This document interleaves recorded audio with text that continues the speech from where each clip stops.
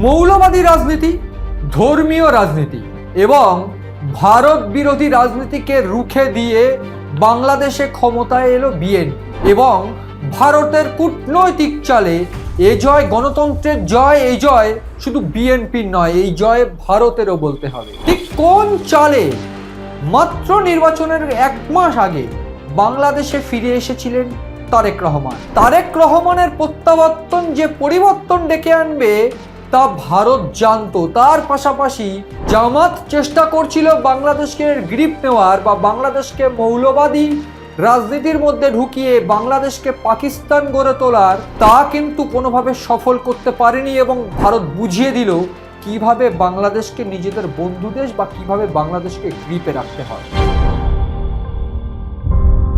CN digital আপনাদের স্বাগত। আপনারা দেখছেন ইনসাইট আর আমি আপনাদের সঙ্গে রয়েছি মণি ভট্টাচার্য।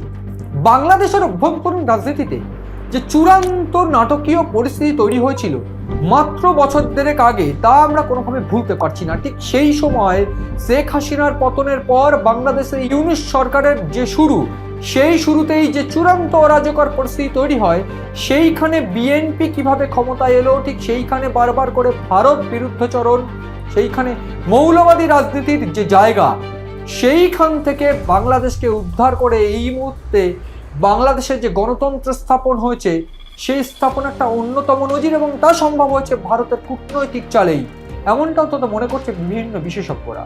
কিন্তু সেটা কিভাবে? এই মুহূর্তে বাংলাদেশে যে বিএনপি জয় জয়কার, প্রাথমিকভাবে এই মুহূর্তে এটা পরিষ্কার যে বাংলাদেশে কে ক্ষমতায় বসতে চলেছে এবং এই তারেক রহমান দীর্ঘ 17 বছর বাংলাদেশের বাইরে থেকে এই যে ক্ষমতা দখল করলেন বাংলাদেশের, ঠিক সেইখানে বিশেষজ্ঞরা মনে করছেন সমস্ত চালটাই কিন্তু ভারতের। ঠিক মাস 6 আগে যদি ফিরে যাই তাহলে দেখতে হবে বাংলাদেশে বিভিন্ন কলেজ নির্বাচন, বিভিন্ন যে সব ছোটখাটো নির্বাচনগুলো হচ্ছিল, সেই সমস্ত নির্বাচনে জামাতে ইসলাম ভোটে জিতছিল। ঠিক যত জামাতে ইসলাম ভোটে জিতছিল, এনসিপি সহ জামাতে ইসলামের বিভিন্ন মৌলবাদী চিন্তা ভাবনা বাংলাদেশকে গ্রাস করছিল এবং ঠিক তারই সঙ্গে পাকিস্তানকে শেল্টার দিয়ে বাংলাদেশের অভ্যন্তরীণ রাজনীতি, বাংলাদেশের অন্তর্বর্তী সরকার বুঝিয়ে দিয়েছিল ঠিক কিভাবে বাংলাদেশকে পাকিস্তান বানাতে চাইছে তারা। ঠিক সেই পরিস্থিতিতে জঙ্গিদের দিয়ে ভারতের 7 সিস্টার্স আক্রমণ করা, ভারত বিরুদ্ধাচরণ তৈরি করাই একমাত্র লক্ষ্য তাদের ছিল এবং ঠিক সেইটাকেই ডিকোড করলো ভারত। সেইটাকেই ডিকোড করলো ভারতের সব থেকে তীক্ষ্ণ বুদ্ধি সম্পন্ন মানুষরা। সেইখানে দাঁড়িয়ে এই তারেক রহমান ডিসেম্বর 25 বাংলাদেশে ঢোকে এবং ঠিক তারপরে সেইখানে সেই দিনই যে বক্তৃতা দেন, সেখানে আমি বারবার করে বলেছিলাম ভারতের ট্যাকটিক্যাল চালেই কিন্তু তারেক রহমান দেশে ফিরলেন এবং সেই ট্যাকটিক্যাল চালেই কিন্তু তারেক রহমান বুঝিয়ে দিয়েছিলেন সেদিনই যে এইখানে ভারত একটা এক্স ফ্যাক্টর। কেন আমি এই কথা বলছি? কারণ সেইখানে দাঁড়িয়ে প্রাথমিকভাবে তিনি বাংলাদেশের যে সমস্ত জয়গান করেছিলেন, সেইখানে বাংলাদেশের উন্নতি, বাংলাদেশের ডেভেলপমেন্ট নিয়ে কথা থাকলেও ভারতের জন্য, ভারতের বিরুদ্ধাচরণে একটিও শব্দ তিনি খরচ করেন। সেইখান থেকেই ভারতের জয় শুরু হয়েছিল। তারপর বিভিন্নভাবে যত সময় এগিয়েছে রাজনীতিতে পরিষ্কার করে দিয়েছিলেন যে ভারত কিন্তু তাদের একটা বন্ধু দেশ এবং ভারতকে নিয়ে চলতে হবে। ঠিক সেই সময়ে আমি বেশ কিছু জিনিস বলতে চাইবো। প্রাথমিকভাবে ঠিক 6 মাস পিছিয়ে গেলে বা তার কয়েক মাস আগে থেকেই বাংলাদেশের যে অভ্যন্তরীণ রাজনীতি, সেইখানে তারেক রহমানের প্রত্যাবর্তন কিন্তু একেবারে অপ্রত্যাশিত ছিল। একদিকে বিএনপি, অন্যদিকে আওয়ামী লীগ, এই দুটো দলই ছিল বাংলাদেশের অন্যতম গণতান্ত্রিক দল। সেই দল দুটোর মধ্যে কোনো দলই বাংলাদেশে নেই এবং ঠিক সেইখানে একেবারে মাথা গজিয়ে উঠেছিল এনসিপি এবং জামাতের মতন বেশ কিছু এই মৌলবাদী দল। ঠিক সেই সমস্ত মৌলবাদকে রুখে দিয়ে ভারতের কলকবজায় বা ভারতের যে ট্যাকটিক্যাল চালেই তারেক রহমান ফিরল এবং এই ক্ষমতা এই মুহূর্তে দখল করল। ঠিক এরই সঙ্গে বেশ কিছু রেজাল্ট বা এই বাংলাদেশের যে রেজাল্ট, সেই রেজাল্ট নিয়ে আমি কয়েকটি কথা বলবো, যেইখানে দাঁড়িয়ে কিছু গুরুত্বপূর্ণ দিক কিন্তু তুলে ধরার আমি চেষ্টা করব। প্রথম কথা, ইতিমধ্যে যে খবর, সেই খবর পাওয়া অনুযায়ী 200+ বা 215+ আসন নিয়ে ইতিমধ্যে 299টা আসনের মধ্যে ক্ষমতায় আসছে বিএনপি, প্লাস 70টি মতো আসন পাচ্ছে জামাত সহ অন্যান্য শরিক জোট এবং বিএনপি জোট মোট 215টি মতন সিট এবং অন্যান্য 7-8টি সিট রয়েছে। ঠিক এইখানে দাঁড়িয়ে আপনারা কি বুঝতে পারছেন যে কোন রাজনীতি বাংলাদেশে চলছিল? কেন বলছি আমি এই কথা? তার কারণ মৌলবাদের রাজনীতি দিয়ে কথাটা দিয়ে শুরু করেছিলাম এই অনুষ্ঠান, এবং ঠিক এই অনুষ্ঠানে আমি দেখাবো কোন ছকে বাংলাকে বা পশ্চিমবঙ্গকে বারবার করে টার্গেট করা হচ্ছিল। বাংলাদেশ ঠিক কি চাইছিল, পশ্চিমবঙ্গের পাশেই যে সমস্ত জায়গা ঠিক সেইগুলোকে ভারতীয় যে সমস্ত হিন্দু বিরোধী মৌলবাদী কালচার, ঠিক সেই হিন্দু বিরোধী মৌলবাদী কালচারকে গ্রাস করার চেষ্টা করছিল, সেইটাকে ভারতে প্রবেশ করানোর চেষ্টা করছিল। এবং ঠিক সেই জন্য এই যে 299টা আসনের যে তারতম্য রেজাল্ট, সেই রেজাল্ট আমি আপনাদের একটু দেখাবো ঠিক কোন জায়গায় কি ফলাফল ঘটেছে। আমি একেবারে নথি দিয়ে দেখানোর চেষ্টা করবো আপনাদের। ঠিক এভাবেই আমি দেখানোর চেষ্টা করব এক্স্যাক্টলি বাংলাদেশের ফলাফলটা কিভাবে তারতম্য বিন্যাস হয়েছে, ঠিক কোন জায়গায় কি ঘটছে।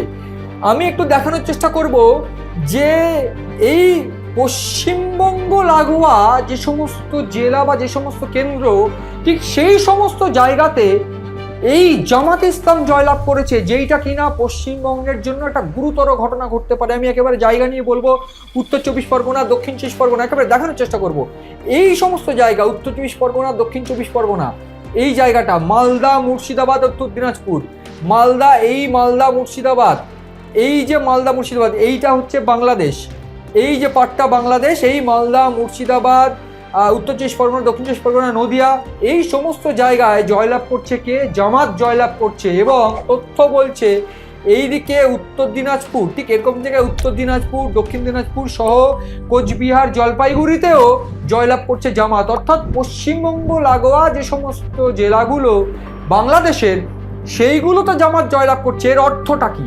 এর অর্থ খুব ভয়ানক। তার কারণ প্রাথমিকভাবে পশ্চিমবঙ্গের জন্য বাংলাদেশ কোনো রকমভাবে ডেঞ্জারাস পরিস্থিতিতে না এলেও ভবিষ্যতে যে হিন্দু বিরোধী মৌলবাদী কালচার পশ্চিমবঙ্গে ঢোকানোর চেষ্টা বাংলাদেশ চালাচ্ছিল, তার পাশাপাশি ভারতে একটা প্রভাব বা এই সেভেন সিস্টার্সে একটা প্রভাব যে তারা চালাচ্ছিল, সেইটাই পরিষ্কার হচ্ছে এই ফলাফলে। আমি একটু দেখাবো, পরিষ্কার করে দেখাবো যে বাংলাদেশের কোন কোন জায়গায় এই হিন্দু বিরোধী মৌলবাদী কালচার অর্থাৎ জামাত জয়লাভ করেছে, যেটা ভারত ডিকোড করে গোটা বাংলাদেশকে বিএনপির হাতে তুলে দিল। এবং ভারতের ট্যাকটিক্যাল চালেই কিন্তু এটা সম্ভব বলে মনে করছে বিশেষজ্ঞরা।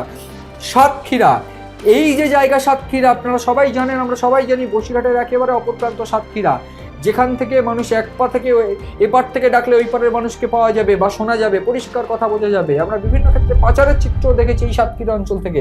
সাতক্ষীরা, যশোর, এই খুলনা এলাকা, ঠিক এই বরাবর যে এলাকা, কুষ্টিয়া, রাজশাহী, নাটোর বা চাপাই নবাবগঞ্জ, এই সমস্ত জায়গা। তার পাশাপাশি যদি দেখা যায় এই যে উত্তর দিনাজপুর, দক্ষিণ দিনাজপুরের এলাকা, বা বলা ভালো মোহরপুর, চুয়াডাঙ্গা, ঠিক এরকম জায়গায় চুয়াডাঙ্গা, ঠিক এরকম জায়গায় চুয়াডাঙ্গা, ঠিক এই যে নবাবগঞ্জ, চাপাই নবাবগঞ্জ, রংপুর, অর্থাৎ এই রংপুর, কুড়িগ্রাম, লালমনিরহাট, ঠিক এরকম জায়গায় লালমনিরহাট, এই সমস্ত জায়গায় বাংলাদেশ জয়লাভ করছে, বাংলাদেশের জামাত ইসলাম জয়লাভ করছে।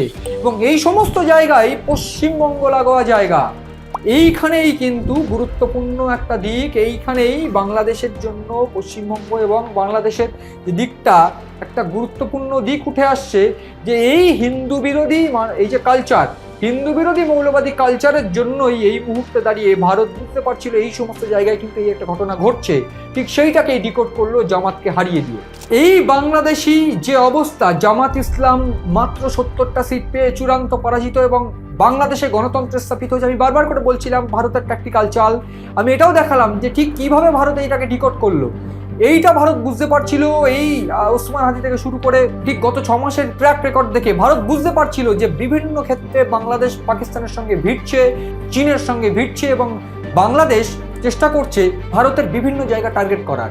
ঠিক সেইটাকে রুখে দিচ্ছে ঠিক কয়েকটা মাত্র চালে। প্রথম ব্যবসা বন্ধ করলো, অর্থনীতি খারাপ করলো, এবং অর্থনীতি পরিস্থিতি বাংলাদেশের এই মুহূর্তে একেবারে চূড়ান্ত পর্যায়ে অবনমন ঘটেছে। এবং ঠিক একইভাবে ট্যাকটিক্যাল চালে বাংলাদেশের যে গণতান্ত্রিক দল, সেই গণতান্ত্রিক দলটাকে একটা চাগার দিল, এবং ঠিক সেইখানে ফিরল তারেক রহমান স্বাভাবিকভাবেই খালেদা জিয়ার পুত্র ফেরাতে। খালেদা জিয়ার তারপরে মৃত্যু হলো, এবং ঠিক সেইভাবেই পরিষ্কারভাবে শেখ হাসিনার পতনের পর একটা গণতান্ত্রিক যে জায়গাটা ভারতের প্রয়োজন ছিল, ঠিক সেইটাই হলো বিএনপিকে জিতিয়ে দিয়ে।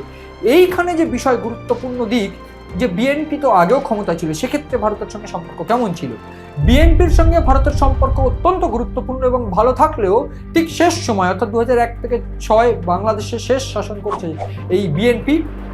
ঠিক সেই সময় বিএনপির 2004 সালে একটা অস্ত্র উদ্ধারের মামলায় ভারতের সঙ্গে সম্পর্ক খারাপ হয়। প্রাথমিকভাবে আমি এর আগেও আলোচনা করেছি যে ভারতকে কিন্তু টার্গেট করছে পাকিস্তানের সঙ্গে হাত মিলিয়ে বাংলাদেশের কিছু জঙ্গি গোষ্ঠী, তা নিয়ে আমি বারবার অনুষ্ঠানও করেছি। এবং জঙ্গি গোষ্ঠী টার্গেট করছিল সেভেন সিস্টার্সকে, ঠিক যেমনটা 2001, 2, 3, 4 সালেও হয়েছিল। যেমনটা বাংলাদেশ থেকে অস্ত্র সাপ্লাই করা হচ্ছিল এই সেভেন সিস্টার্সের বিভিন্ন বিচ্ছিন্নতাবাদী সংগঠনের হাতে, এবং ঠিক সেই অস্ত্র সাপ্লাই করার অভিযোগ বারবার করে তুলেছিল ভারত। এবং ঠিক সেই সময় ভারতের চাপে এই সেভেন সিস্টার্স লাগোয়া বাংলাদেশের এলাকা থেকে 10 ট্রাক অস্ত্র উদ্ধার করা হয়, এবং তারপর সেইখানে দাঁড়িয়েই সম্পর্ক খারাপ হতে শুরু করে। যদিও তারপর আর বিএনপির জন্য ভারতকে আর ভাবতে হয়নি, এবং শেষ পর্যন্ত ক্ষমতায় আসে শেখ হাসিনা, এবং তারপর থেকে ভারতের সঙ্গে সম্পর্ক অত্যন্ত ভালো ছিল, মধুর ছিল। যদিও এই 1.5 বছরে যে পরিস্থিতি তৈরি হয় সেইখানে ভারত কিন্তু অত্যন্ত শান্তভাবে অজিত দোভাল থেকে শুরু করে বিভিন্ন ব্যক্তিত্ব যারা একেবারে ইন্টেলিজেন্স, তারা চুপচাপভাবে ওয়াচ করেছে, ডাটা কালেক্ট করেছে এবং একেবারে স্টাডি করে যে অ্যাকশনটা আমরা সবাই জানি, ভারত কিন্তু এই মুহূর্তে হঠাৎ করে বাংলাদেশের সঙ্গে যুদ্ধ কোনোভাবেই চাইবে না। কারণ বাংলাদেশ তাদের ঐতিহাসিক বন্ধু। ঠিক যেইখানে বাংলাদেশকে স্বাধীন করাতে ভারতের অংশ ছিল, ভারতের ভূমিকা ছিল, ঠিক সেইভাবে আরেকবার বাংলাদেশকে স্বাধীন করার জন্য এই যে চরম ভূমিকা ভারতের থাকলো, সেইখানে এটা পরিষ্কার যে যতই জামাত ইসলাম থেকে শুরু করে এই মোহাম্মদ ইউনূস থেকে শুরু করে যারা মৌলবাদী রাজনীতিকে বাংলাদেশে আঁকড়া বানাতে চেয়েছিল, বাংলাদেশকে পাকিস্তানের কাছে বিক্রি করতে চেয়েছিল, তারা যে সফল হলো না এবং ভারত সব শেষে জয়ী হলো, সেইটাই কিন্তু একটা গুরুত্বপূর্ণ বার্তা দেয় যে এইবার ভারত কিন্তু একটা অন্য খেলা খেলতে পারে। ঠিক কি সেই খেলা? একদিকে ভারতের সঙ্গে এই 1.5 বছর ধরে যে চূড়ান্ত ঘটনা ঘটেছে, বারবার করে ভারত বিরুদ্ধাচরণ, মৌলবাদী রাজনীতি এবং বিভিন্নভাবে বাংলাদেশকে শত্রু করে ফেলা হয়েছে, তার বিচারস্বরূপ বিএনপি যদি কোনোভাবে দুর্নীতি সহ বিভিন্ন কিছু তদন্ত শুরু করে, সেক্ষেত্রে জেল খাটতে পারে এই ভয়ানক ব্যক্তি যিনি কিনা বাংলাদেশকে পাকিস্তানের কাছে বেচে দিচ্ছিলেন, অর্থাৎ এই মোহাম্মদ ইউনূস। তার সঙ্গে জেল খাটতে পারেন বিভিন্ন জামাত ইসলামের নেতৃত্ব, যারা কিনা বাংলাদেশকে এই মুহূর্তে দাঁড়িয়ে ভারতের বিরুদ্ধাচরণ করাতে গিয়ে পাকিস্তানের সঙ্গে হাত মিলিয়ে, আমি যেটা বারবার করে বলেছি, জামাত এবং এই মোহাম্মদ ইউনূস তারা একসঙ্গে দুর্নীতি করে বাংলাদেশকে একেবারে চূড়ান্ত জঙ্গিবাদের আঁকড়া বানিয়ে দিয়ে বাংলাদেশকে আরও একটা পাকিস্তান মানতে চাইছে। আমি বারবার করে তা বলেছি। এবং ঠিক সেই মুহূর্তে দাঁড়িয়ে ভারতের ট্যাকটিক্যাল চাল, ভারতের কূটনৈতিক চাল বা ভারতের একেবারে ভয়ানক গোপন চাল, এই চালেই কিন্তু পরাজিত হলো এই জামাত ইসলাম বা মৌলবাদের আঁকড়া। সব মিলিয়ে ভারতের জয়, গণতন্ত্রের জয়, সেই সঙ্গে বিএনপির জয়। তার পাশাপাশি এটা পরিষ্কার যে ভারতের সঙ্গে কোনোভাবে যদি কেউ শত্রুতা করতে আসে, কোনোভাবে যদি শত্রুতার সঙ্গে সঙ্গে সন্ত্রাসবাদ পোষণ করে সন্ত্রাসবাদ ছড়াতে চায়, তাহলে তার পরিণাম কি হতে পারে। এইবার দেখার ঠিক কতদিনে বাংলাদেশে এই মোহাম্মদ ইউনূস থেকে শুরু করে জামাত ইসলামী নেতৃত্বরা দুর্নীতির দায়ে গ্রেফতার হয়। সেদিকে তাকিয়ে রয়েছে আমরা, তাকিয়ে থাকুন আপনারা সিএন ডিজিটালেও আপনাদের পছন্দের অনুষ্ঠান ইনসাইট।